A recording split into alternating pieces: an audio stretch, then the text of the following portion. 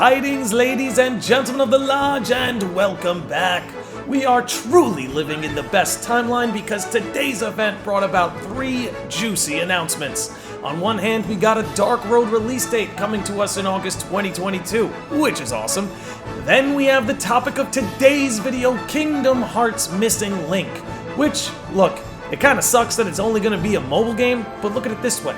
If you're gonna end up only watching the cutscenes, at least now the story cutscenes will be in an art style that will resemble the mainline games, as opposed to these more pixelated sprites.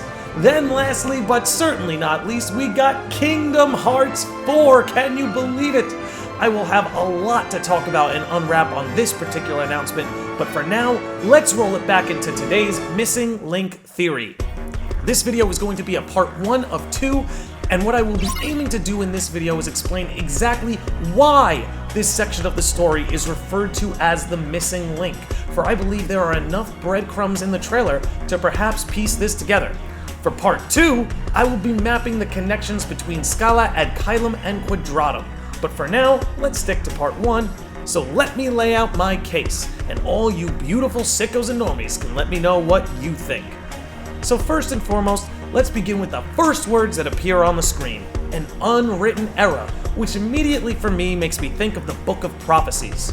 Do recall that the Master clarified that the Book of Prophecies only contains what his eye was able to witness. They made sure to mention this in both Union Cross and back cover.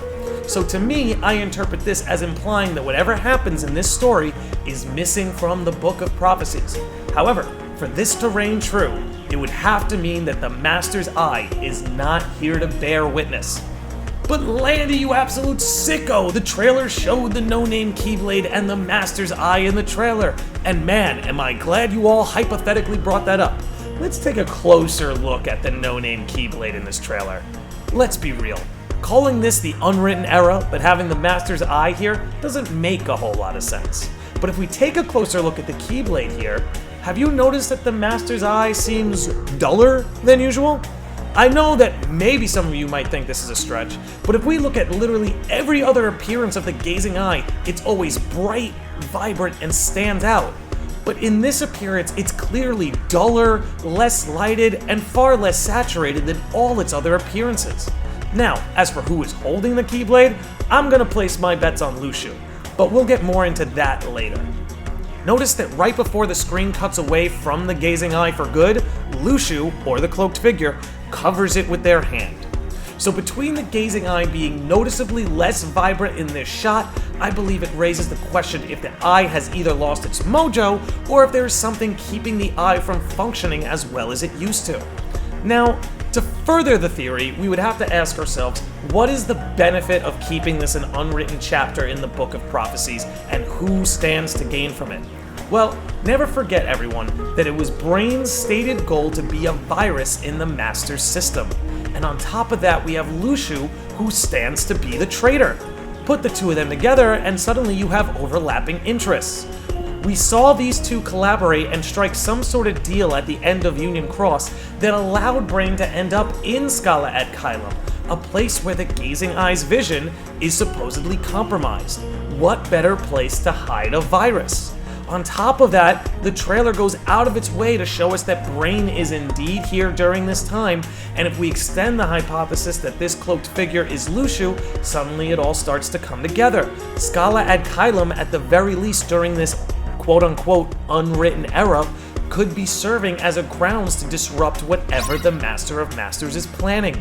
I mean, we see from the Union Cross finale that there is clearly some organization or collective here in Scala that knew to expect Brain's arrival.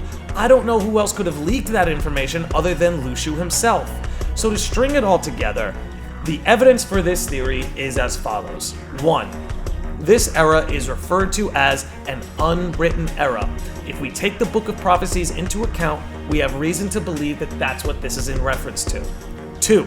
We are deliberately shown the gazing eye, which looks noticeably dulled out or compromised. 3. The cloaked figure, who we believe to be Luxu, deliberately covers the eye before the scene cuts. 4.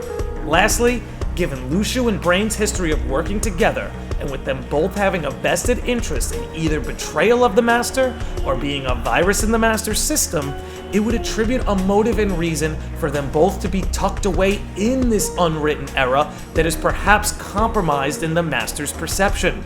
So, with all of this laid out, ladies and gentlemen, I want to hear what you think.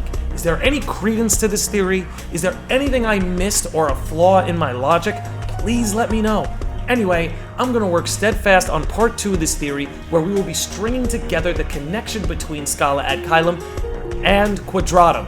But until then, all you sickos and normies, be good out there, be good to each other and yourselves, and I will see all of you beautiful sickos and normies next time.